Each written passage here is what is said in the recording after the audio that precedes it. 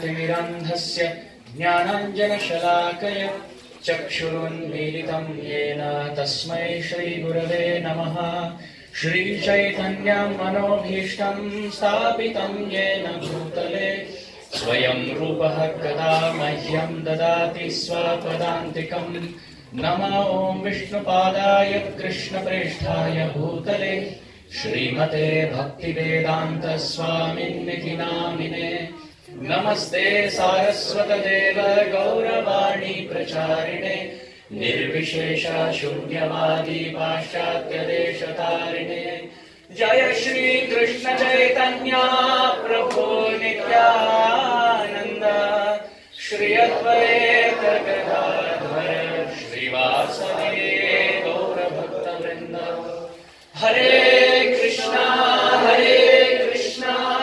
Krishna Krishna Hare Hare, Hare Ram Ram Ram Hare Hare.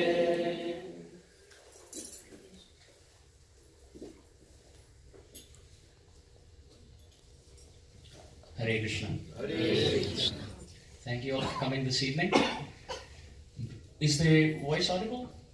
Yeah. Quick sound check for those who want to hear. Is it audible? Okay. Before we attempt to speak anything,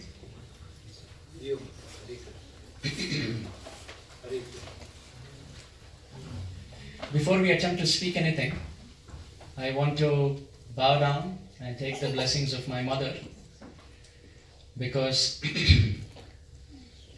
on our journey we learn from so many teachers. In fact, if our eyes, ears and senses are open, we learn from every single person whom we meet. There's a very wonderful person in the US by the name His Grace Vaisheshika Prabhu.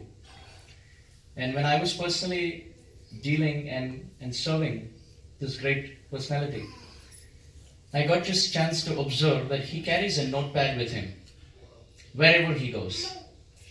With whomever he meets, whatever conversation that he has, he pulls up this notebook and makes sure that he writes at least 3 points that he could learn from that person whom God sent to be with him.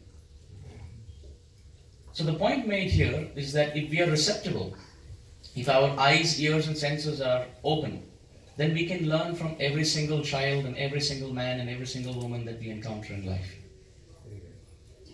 But up on the list of all preceptors, of all mentors and of all teachers in life is their mother. So I want to take this opportunity, because my mother has come all the way with my mommy to bow down and take her blessings. She has seen me right from the time I started breathing. So whatever I attempt to speak, I want to take her blessings so that I can speak properly.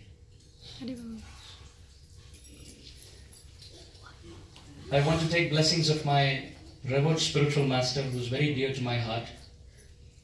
I want to take blessings of all wonderful, distinguished guests assembled here. Most of you are older than me materially and spiritually. You have seen the world for more years than I have spent time in this body. Practically, there is no value that I can add to your life. But just like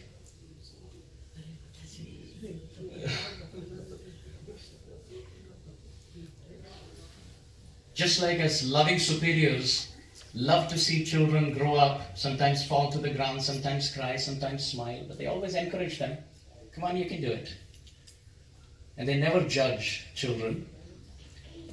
With that open heart and with that expectation, I attempt to speak the following words this evening, because I know I'm going to make a lot of mistakes, but it doesn't matter, because all of you assembled here are here only to bless me, to take the essence of whatever I'm about to present. And before I attempt to speak anything, I really want to bow down in gratitude, in loving respect before all of you, desiring only one thing. May you all bless me profusely and offer your best, heartfelt best wishes, prayers and blessings, so that the right words come at the right time, in the right spirit, glorifying Krishna. bringing in satisfaction and fulfillment to all of our hearts, and cleansing the heart of the speaker present right here. I bow down and offer my obeisances. Please accept my humble obeisances of respect, gratitude, and appreciation.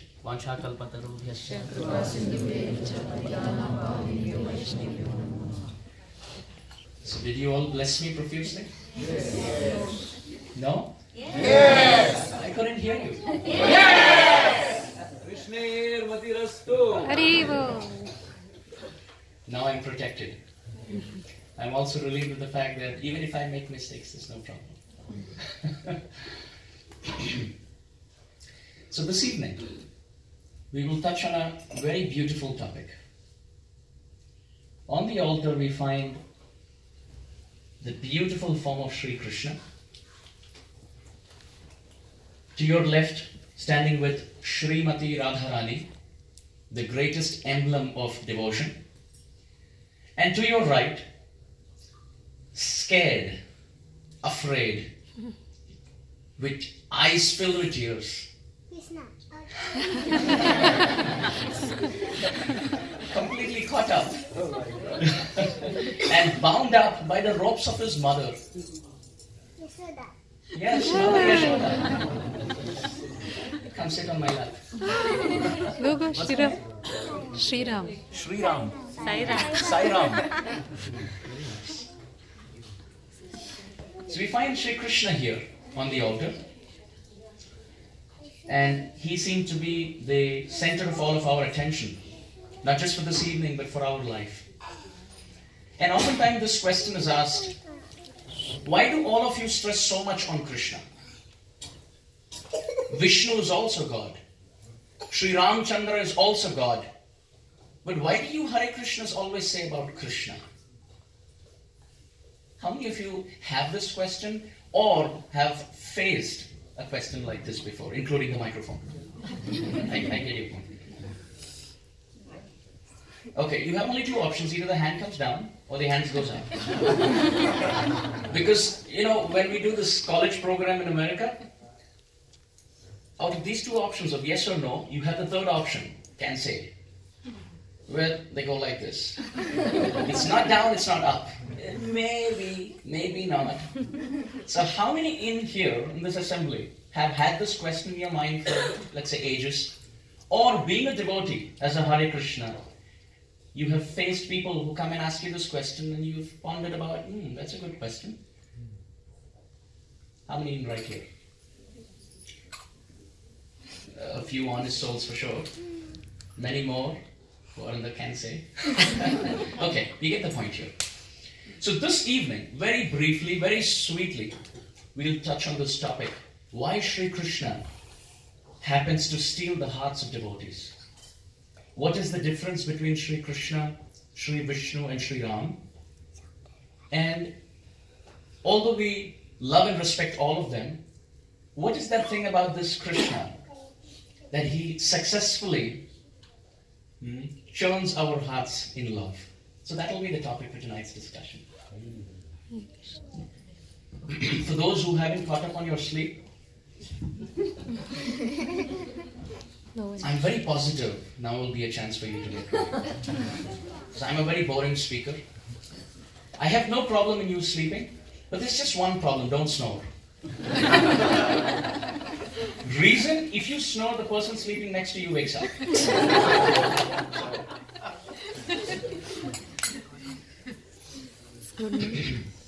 So let's start with the fundamentally supreme and famous personality, Sri Vishnu. How many of us have heard of Sri Vishnu? You all have heard of Sri Vishnu. Now the counter question, not the counter question, the corollary question with that is, what does the word Vishnu mean? The Supreme Lord of the Universe. The Supreme Lord of the Universe. Good attempt. Anyone else? What does the word Vishnu mean? You've heard the word Vishnu. You've probably even seen the form of Vishnu. What does the word Vishnu mean? Sarva Vyapak, all pervading. Okay, very good. Yes, Michael. The one who creates and enters his creation. The one who creates and enters his own creation. Very good. Any other responses? Enters as Anu. Vishwa and Anu. He who enters his own creation like an atom. Very wonderful. Yes. Any other responses? It's totally fine to be wrong. Nobody judges us. Any other responses? What does the word Vishnu mean? All these definitions are pretty accurate. In Sanskrit, the word Vishnu comes from the root word Vishate. Vishate and Vyapnoti. Vishate means to enter and Vyapnoti means to pervade. He who creates and enters his own creation to pervade it completely is called Vishnu. Now in this world, we may create a laptop. I may create an iPhone. I may create an iPad. I may create an iPod. But I am not entering my own creation. We have the creation and we have the creator outside the creation. But Sri Vishnu is the only personality, being the supreme creator, who creates this beautiful world and enters his own creation. Now let us hear a very fascinating story about this Vishnu. Have you all heard of the story where Vishnu appeared as a tortoise? A tortoise incarnation? What is that incarnation called? Kurma. Yes, Kurma Dev. The superiors at the back. Is the child right? The tortoise incarnation is Kurma? Yes. Yes? Yes. Yes, correct. Sometimes kids are more active. So the Supreme Lord appeared as the tortoise incarnation called Kurma Dev. And this story is fascinating. So for the next 5 or 7 minutes, let us pull in all our attention and concentrate that to this story. Long time ago were two camps. The camp of the demons and the camp of the demigods, the saintly. In fact, interestingly, these two camps always exist. In the first age called Satya Yuga, they were in different universes altogether. In one universe was a personality by the name Hiranyaksha, who toppled Mother Earth off her orbit. And in another universe was Varaha. So because they were outside in a new universe, they could topple planets of a different universe. So good and bad in Satya Yuga, the first age, lived in two different universes altogether. But in the second age, called as Treta Yuga, they came in the same universe. They came, in fact, even in the same globe. But they split apart in two different countries. That was Sri Ram of India and Ravana of Lanka. So it's the same world, but two different countries altogether. Now when the next age came in, Dwapar Yuga, the good and bad started settling together. It was not different universes. It was not the same planet. It was not just the same country. It was the same family. Pandavas and Kauravas in Mahabharata. So in Satya they lived in two different planets. In Treta they lived in the same planet but two different countries. In Dwapar they lived in the same planet, the same country, the same family, but two different individuals. But sadly in the age of Kali, good and bad don't live in different planets. They don't live in different countries. They don't live in different families. They live in the same person. So this tug of war has been going on for a long time. So in Satya Yuga, when the good and bad both wanted nectar, they went to Vishnu. So here's the hero of our story. They went to Vishnu and they said, Vishnu, you have created this whole universe and you pervade through your universe as the only controller, as the only maintainer, the only destroyer, so to speak. We need help. We want you to help us find nectar. And please note, Vishnu is equally disposed towards good and bad. Just like when we're eating, our teeth sometimes bites our tongue. How many of you have had this experience? Yes, everyone. And what happens when your teeth ends up biting your tongue? Do you take sides with your tongue and reprimand the teeth? No, because both belong to the same mouth. So you pardon both and move on. This is Vishnu. good and bad exists in the same mouth called Vishnu. So he tolerates and loves both camps. So both camps went to Vishnu, their troubleshooter, their problem solver. Said, we need nectar. Vishnu said, okay, here's the remedy. Here's the milk ocean. You churn the milk ocean, you get the nectar. Okay, yes, Vishnu has given us the solution. Let's go. Now they reached the milk ocean. What do we churn this with? They went back to Vishnu. Vishnu, we need help. Okay, what help do you need? What help do you need? They said, we need a churning rod and we need a churning rope. Both of that. Vishnu said, okay, it's simple. For a churning rod, use the Mandarachala mountain, the Mandara mountain, which is humongously big. And to churn that, the rope needed, take the snake called Vasuki, the brother of Kaliya, in whose heads Krishna danced. So they said, okay, this sounds a good proposal. We got the churning rod, we got the churning rope, we had both camps, we have the milk ocean, now we need the nectar. Yes, let's do it. They went there. They put the big, humongous mountain in the water. Da-da-da-da-da. What happened? It started to sink. Vishnu, we need help. They went back to Vishnu. Vishnu said, now what do you need? They went to Brahma first, and Brahma has 4 heads, and he was scratching all 4 of them. Then they said, let's go to some person who has only 1 head. They went to Vishnu. So Vishnu said, okay, you need stability to keep the mountain floating. I actually have an itch on my back, and I can't reach there. So how about you scratch my back and I scratch yours? In the sense, I'll take the form of a tortoise. And you put that mountain on my back, and as you churn, I'll reach that end of my back where I can relieve myself of that itch. And in that way, I'll help you float. They said, good. Vishnu became a Kurma. He took this humongously big form, where the mountain was moving from one end to another. So now, the good thing about it was that it had vertical stability. But the bad thing about it, it had horizontal instability. It was moving all the way. Now, how do you churn something that moves back and forth? They went to Vishnu. Vishnu, we need help. Vishnu said, now what do you need? Oh, we need a horizontal stability.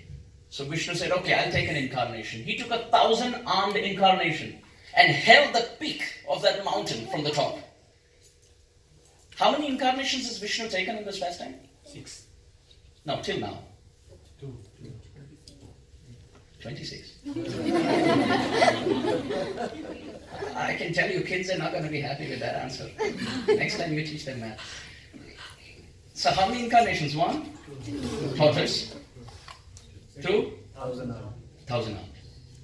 So horizontal stability and vertical stability. Now they tried to churn, but they had weak biceps like mine. You know, my name is Amarendra Das. In Bangalore, I was invited to speak on being Bahubali.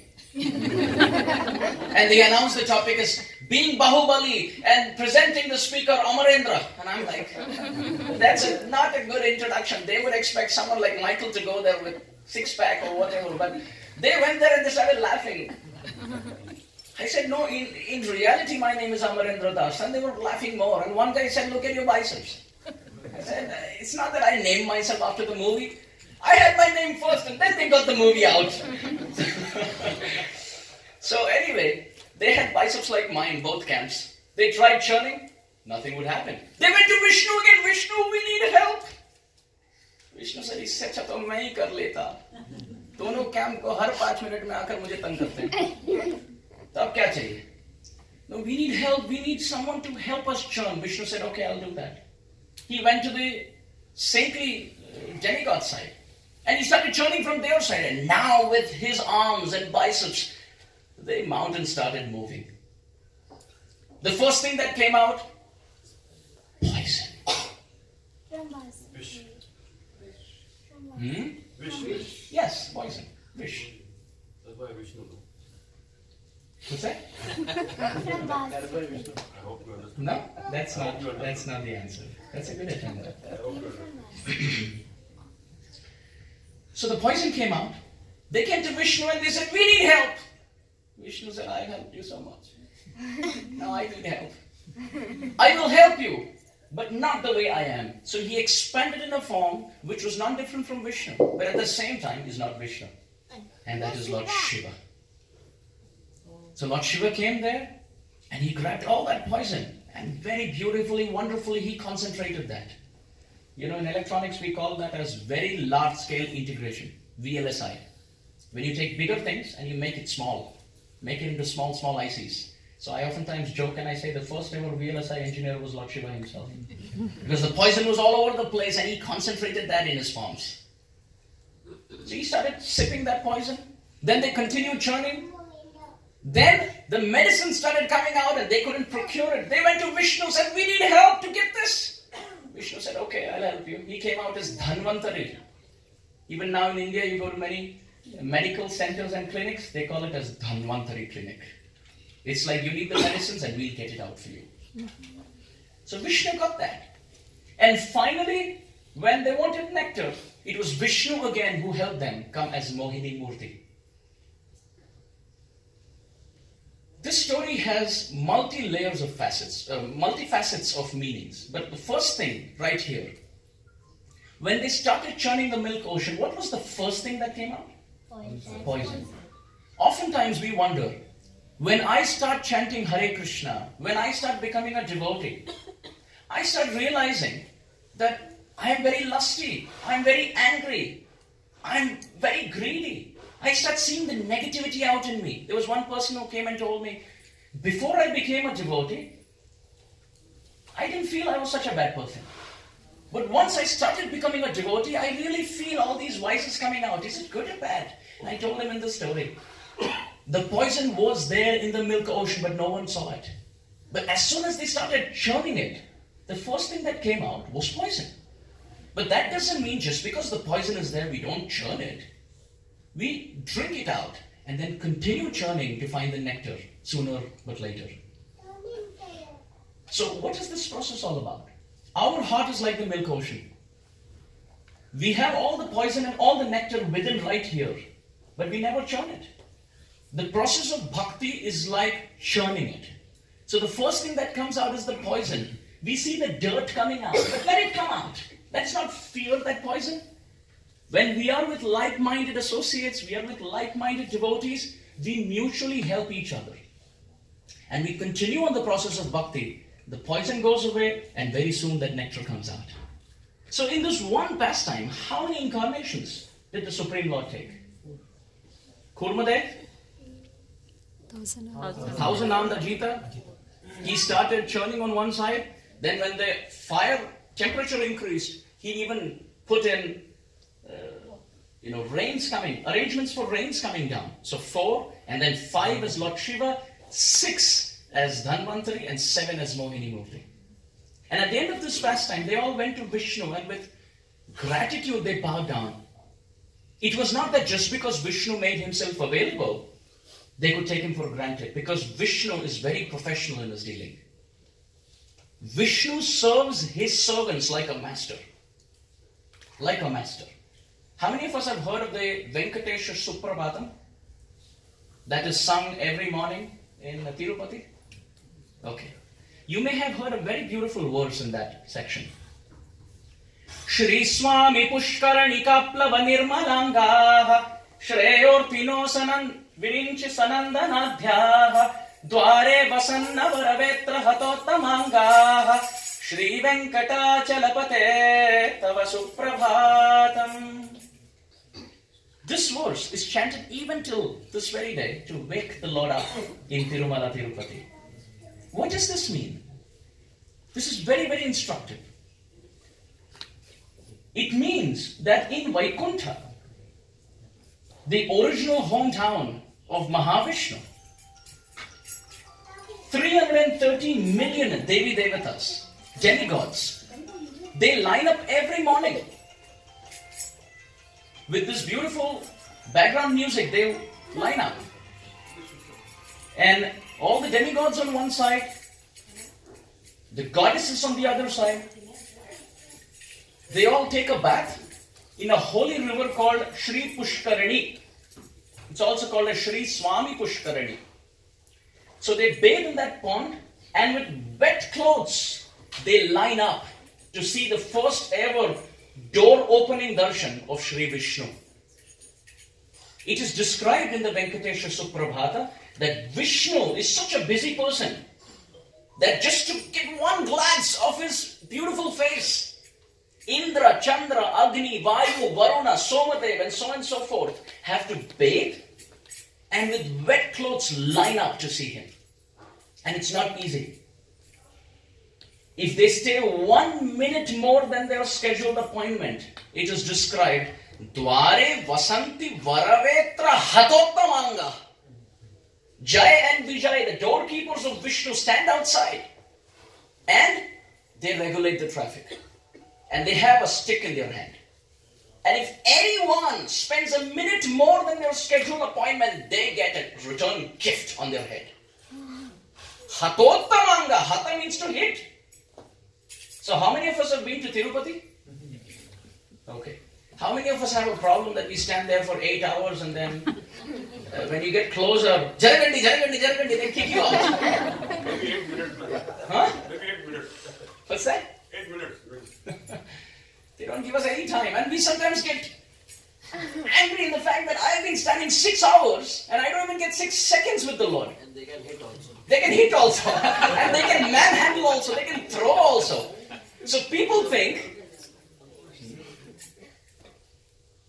So Sri Swami Pushkarani is moving around the audience. So we sometimes think this is a problem with the management of the TTD. The Tirumala Tirupati Devasthanam have a problem. This is not correct. They should manage the pilgrims better. We're standing for 8 hours and we don't get even 8 seconds with the Lord. But the good news is, I have seen chain snatching. Chain snatching. Gold chain snatching. Okay, that's a different subject we'll discuss at another evening. But for now, we always have a problem that, this is how they deal with pilgrims. This is not correct. But this verse gives us some assurance that even personalities like Brahma, even personalities like Narada, personalities like Suryadev, the sun god, get the same treatment. And you know what? You get a hit on each of your head. So everyone is happy except Brahma. Brahma has 4 heads and he gets hit 4 times. Lord Shiva has 5 heads, he gets hit 5 times.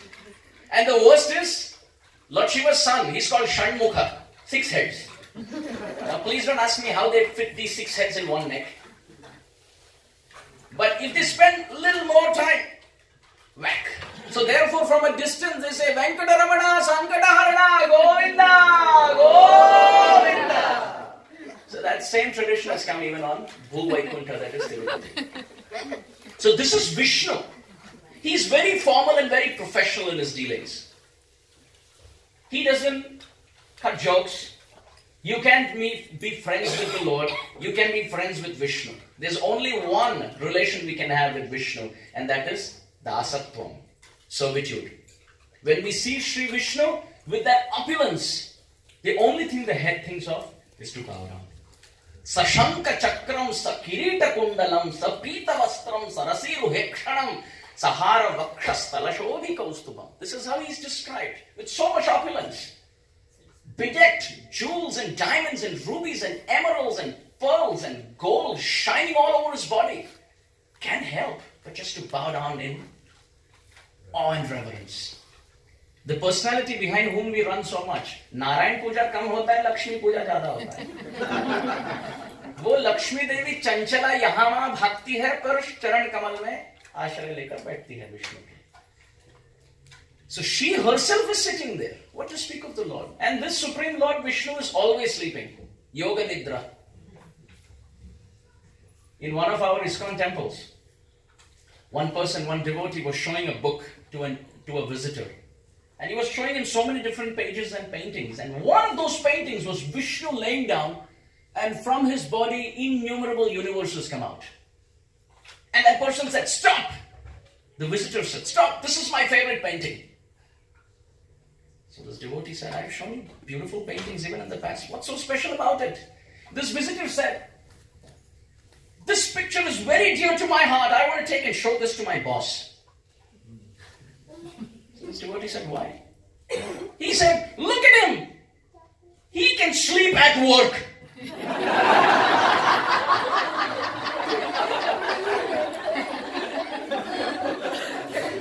And I'll go and tell my boss, I am his follower. This is Vishnu. He goes up to sleep and he does much more work than all of us being awake and alive put together. This is what makes him God. He doesn't sleep like us. He doesn't snore like us. It's called Yoga Nidra. It's beautiful. It is beautiful. Whether this Lord eats or whether this Lord sleeps, it's beautiful. Bhuktam madhuram, suptam madhuram. When he becomes the eating Lord as Jagannath, millions of people go to see him. When we are sitting and eating and somebody comes and interrupts, they'll say, maybe I'll come later. मुझे तो बुलाया नहीं, खुद बैठ के खा रहा है. But the Supreme Lord is Jagannath, who eats 56 items so many times a day. Millions and millions of people go to see him. And when he's the sleeping Lord, in South India, who's going to guess? Sri Ranganath. He's sleeping, so majestically beautiful. So whether he's sleeping as Ranganath or whether he's eating as Jagannath, he's our Prananath. He's the Lord of our life. So this Vishnu, he's very majestic, very formal, very professional in everything that he does. So please repeat. Vishnu serves his servant as a master. So keep this in the back of your head. This is the first piece of tonight. Okay? Next piece. Let's go to the beautiful green complexioned Lord of our heart, Sri Ram. What is so special about Sri Ram? Now Sri Ram is same as Vishnu. All three personalities we're going to discuss tonight are the same personality, different forms, that's all. But Sri Ram goes a couple of notches higher in intimacy than Vishnu. For example, if you have a math teacher, and this math teacher teaches you 2 and 2 is 4, you add 2 and 3, it's 5, 2 and 6 is 8, 4 and 10 is 14. And you go to her for questions and she solves your questions and you have a very formal relation with her. Now imagine if that math teacher comes to Sai Ram, right? Sai Ram, right? Comes to Sai Ram and says, Sai Ram, I have a problem. I don't know how to add 2 and 2. Can you help me? Now it's not that she can't, but she is willingly, voluntarily depending on her student. So when she goes to Sai Ram and she says, I don't know how to add 2 and 2, can you help me? And Sai Ram goes, teacher, that's simple. It's 1, 2, 3 and 4. 4. That's right. So 2 and 2 is 4, teacher. And the teacher says, you helped me solve my problem. Thank you, Sai Ram. Thank you so much. What happens in the heart of Sai Ram? Love. Love increases, intimacy increases towards the teacher. It's not that the teacher cannot add, but by willingly depending on her student, she is increasing her intimacy and love towards the student. And the student's approachability, accessibility towards the teacher goes high. Agreed? Yes. This is Sri Ram. He doesn't just solve the problems of his servants, he lets his servants solve his problems. When Sri Ram lost his wife to the 10-headed Ravana, Sri Ram had an option of just giving a heart attack to Ravana and just going and getting Mother Sita. But then the whole story is wrapped up. Sri Ram can do that. He's the same Vishnu who as Kurma served both camps in the previous narration that we were discussing. But this time, what did Sri Ram do? He was depending on each and every student of his, like the teacher depending on his student. Sri Ram was depending on the monkeys, like Hanuman, like Sugriva.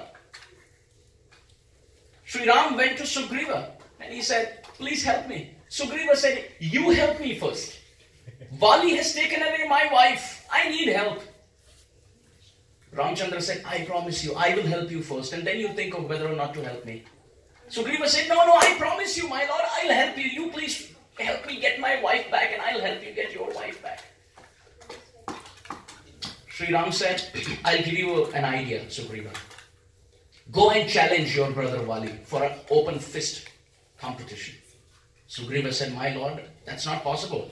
Because if he comes and if he catches hold of me, there's only one thing for sure. Chutney. He's going to make a big chutney of my face. Ramachandra said, don't worry. I am there. I'm hiding behind a tree. You go. So Sugriva was in splits now. He was thinking, on one hand, I know death is there. Vali. On the other hand, I know the Supreme Lord is here. I don't know what to do. Okay, my lord, I listen to you. He said, Vali, come out. I want to fight you. And Vali hears that from his palace and he thinks, Sugriva is drunk. It's impossible. Vali comes out, starts slapping Sugriva left, right, center, blue, black, red, all the colors are coming out and Sugriva's looking behind him. And he doesn't know where Ram is. And Vali is slapping and punching and kicking and pounding and powdering Sugriva. And he lets him go with a brown face. Sugriva goes back to Sri Ram and Ram has his bow and arrows down and he's clapping. Sugriva said, my lord, clap karne ke liye aapko yahi banda mila. You told me to go and fight him. I went to fight him, but now you're putting your bow and arrow down and clapping. Sri Ram said, wait a minute, both brothers look so identical. I was cheering thinking you were hitting him. I started clapping thinking it was Sugriva who's hitting Vali. He said, oh, he doesn't need my help. He put it down. Sugriva said, prabhuji, Prabhu, Ram Prabhu, aapki galti se mera band baj gaya. Sri Ram said, let's have it once more. Sugriva said, no. Ram said, this time we'll have it a little different. Just a second. I have to remove the garland before I say this. Ramachandra said, this time it will be different. I'll have Lakshmana garland you. So I put my garland down because the garland was around a monkey in this story.